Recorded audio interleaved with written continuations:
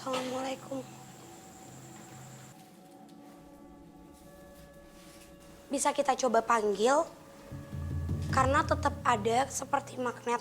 Ada sesuatu yang menarik aku untuk datang ke sini. Apa itu? Pendulum tadi menolak kita untuk pindah ke ruangan ini. Tapi nggak tahu kenapa aku malah tetap pengen banget untuk eksplor di sini. Karena menurutku sosok kakek-kakek yang dari tadi ngikutin kita, yang bahkan mendorong tubuh aku untuk tetap menghandle diri aku, itu dia. Jadi menurutku ini positif. Cuma aku belum dapat ceritanya tuh apa penyebabnya dan sebenarnya siapa dia.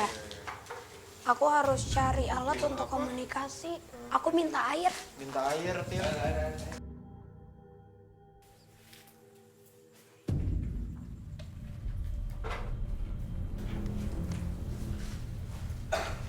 Aku tahu kenapa kita dibawa ke sini. Kenapa? Di bawah sini, persis di ujung sini, benar-benar di ujung sini, di bawahnya ada taring hewan. Taring hewan yang sengaja dikuburkan. Dengan tujuan dulu itu sepertinya kepercayaan atau tujuan yang baik.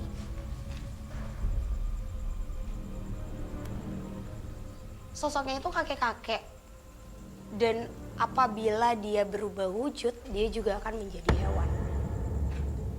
Harimau putih. Di sini ya penghuninya ada Mbak Jenggot. Dia bisa berubah menjadi macan gitu. Jadi sebenarnya kalau dibilang Bapak bertemu macan, itu tidak mungkin physically melihat sosok macan. Tapi mendengar langkah dan juga auman. Auman Fasya. Karena ini jelas banget. Terus Kak Frisly, ciri-ciri dari sosok kakek ini seperti apa? Kakek-kakeknya itu memakai kain putih yang tadi aku bilang. Jadi ini bukan berbentuk seperti baju. Tapi ini kain yang memang sengaja dililitkan menyamping. Itu full dililitkan di badannya. Memakai penutup kepala seperti semacam udeng. Jadi penutup yang terikat secara jelas. Terus bagian di tangan sini, bagian sini itu ada seperti lempengan emas yang mengikat. Itu jelas banget. Dan kenapa dia sangat menjaga lokasi ini? Itu karena memang ada bagian dari hewan itu yang ditanamkan. Tapi ini secara positif ya Fasya. Karena balik lagi sebenarnya kalau berbicara siapa yang menanamkan, ini tidak ada kaitannya dengan para pembangun atau orang yang mempunyai tempat ini. Jadi mungkin orangnya juga nggak tahu apa-apa tentang makhluk ini. Oke, terus siapa Kak Frisly yang menanamkan taring itu di tempat ini? Nggak, ini dapat banget alasannya itu sebenarnya bukan siapanya Fasya. Karena memang jalur daerah sini itu dulunya itu bisa kita bilang seperti jalur pendekar atau orang-orang yang memang menjaga kawasan dari menutupi dari para seperti musuh. Jadi ketika katakanlah kita musuh, kamu mencoba masuk ke jalurku, kamu nggak akan melihat kalau daerahku adalah perkampungan. Tapi itu bakalan ditutupin, jadi seolah-olah kamu ngeliat bagian kita tuh masih hutan. Padahal itu adalah tempat ini. Itu suara dari dalam bukan sih? Iya, dari dalam sana. Ada suara ya? Marah kali yang lainnya. Ya berarti memang tujuannya untuk itu. Tapi berarti sosoknya sendiri itu adalah sosok yang positif. Positif. Aku yakin sosok ini positif. Benar-benar positif banget. Gak ada kaitannya juga tentang segala macam kecelakaan yang pernah terjadi di sini. Dan sosok ini juga sepuh yang sangat dituakan. Masih menjadi teka-teki lagi buat aku. Kalau tadi bapaknya menjelaskan bahwa pernah melihat sosok macan. Adanya sosok perempuan memakai baju merah, itu benar adanya. Sosok perempuan yang tadi komunikasi juga jelas banget nunjukin secara fisik seperti itu. Tapi kalau macan ini mungkin jelmaan dari sosok kakek yang berada di sini. Beliau lebih senang dipanggil Abah. Abah. Abah. Tapi Kak Frisly, si Abah ini gimana respon makhluk sekitar di tempat ini yang memang negatif dan mengganggu ke si sosok Abah ini? Karena kan memang sosok ini kan seperti yang Kak Frisly bilang sangat positif. Betul. Kalau dibilang responnya sebenarnya yang dari tadi sosok perempuan yang memegang satu sosok laki-laki, sosok berwarna merah dengan keadaan perut yang memang besar dan keadaan mata yang seperti melotot. Iya. Dan juga sosok lainnya yang menurut aku itu cukup mengganggu. Mereka cuma bilang marah karena tempatnya dihancurkan. Dan kata Abah, ada satu barang bukti yang bisa kita temukan di luar dari bangunan ini. Barang bukti apa maksudnya Kak Frisly? Mungkin rumah yang dimaksud si Fasya. Oh, rumah yang dihancurkan itu? Betul. Karena sosok ini cuma bilang amarahnya itu terbentuk karena rumahnya itu dihancurkan dan tidak menemukan rumah lainnya.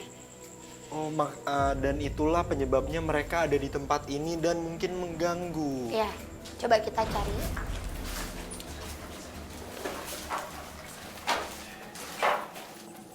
Harusnya ini ya, tapi Kayu-kayu ini, pohon-pohon ini, maksudnya? sini Fasya. Ini. Oke. Beringin dengan usia ratusan tahun. Ini sudah ada dari sebelum pembangunan. Dan dari awal pembangunan tidak dihancurkan atau tidak ditebang. Karena memang dari mulai pembangunan tempat ini tadi Bapak bilang 80. Ya, 1980-an. Kalau ini dari sebelumnya lagi Fasya. Masih kita bilang beringinnya benar-benar lebat. Dan ternyata pintu dimensi yang dari tadi kita bahas itu berasal dari sini. Tapi nggak tahu kenapa. Sebenarnya mungkin ini juga sharing dari aku ya Fasya. Iya. Ketika adanya pohon beringin yang mempunyai eksistensi dari makhluk yang besar. Dan makhluk-makhluknya itu memang ramai menghuni di satu pohon ini. Menurutku yang menebang itu memang harus orang yang sepaham atau orang yang mengerti. Karena kalau yang menebang itu orang yang tidak paham, itu maaf ya, tapi bisa mengakibatkan sakit, gangguan jiwa, bahkan sampai meninggal. Nah, iya itu yang aku tahu Kak Frisly, tapi kok pohon ini bisa ditebang ya? Karena kayaknya menurutku gangguan yang masyarakat pikir itu berasal dari tempat ini. Jadi mereka memang sadar kalau di pohon ini kan memang rimbun, Fasya. Dulunya tuh rimbun, terus ada benar-benar seperti ada ranting yang agak menurun.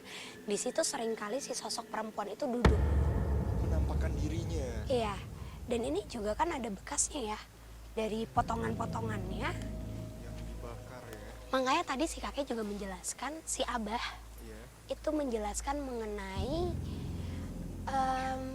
barang bukti. Ini tuh setelah ditebang, ini tuh banyak banget loh bekas potongannya.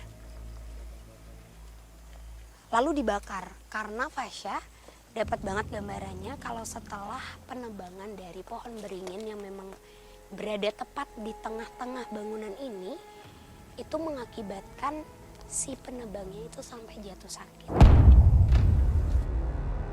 Oke, berarti Kak Frisly banyaknya makhluk atau sosok yang di dalam sana itu berasal dari pohon ini.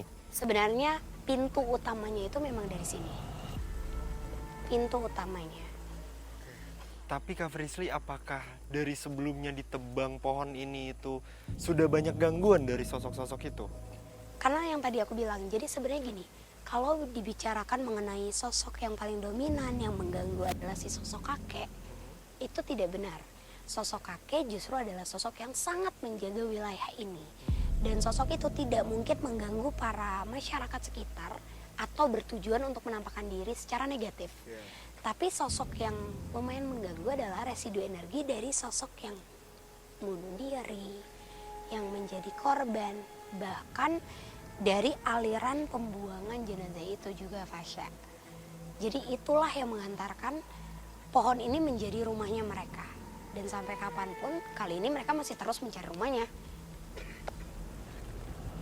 Oke Kak Frisly, kita boleh nggak sih lanjut ngobrolnya di tempat lain, soalnya kayaknya kurang enak di sini. Boleh. Kita ke depan sana kali ya. Yuk. Oke Kak Frisly, aku rasa sudah cukup penelusuran pada malam hari ini, karena aku juga sudah mengerti tempat ini itu tutup ternyata memang karena adanya gangguan dari pohon beringin, yang dimana itu adalah portal dan juga mungkin bisa aku bilang tempat tinggal banyak sosok ya Kak Frisly. Sebenarnya Fasya maaf, tapi bukan penyebab tutupnya. Penyebab dari gangguan dari Gangguannya. mulai masih aktif gitu Fasya. Lalu juga kita bertemu dengan sosok mbah atau sosok kakek-kakek, abah, yang mungkin banyak orang pun salah kaprah ya soal si sosok itu. Mungkin dikiranya sosok itu pengganggu atau sosok itu menakut-nakuti, padahal yang dimana sosok itu malah menjaga di tempat ini yang umurnya itu sudah sangat lama ya Kak Frisly. Oke pemirsa, ikuti terus penelusuran kami ke tempat-tempat yang penuh dengan cerita mistis, mitos, serta bikin kamu deg-degan hanya di GT.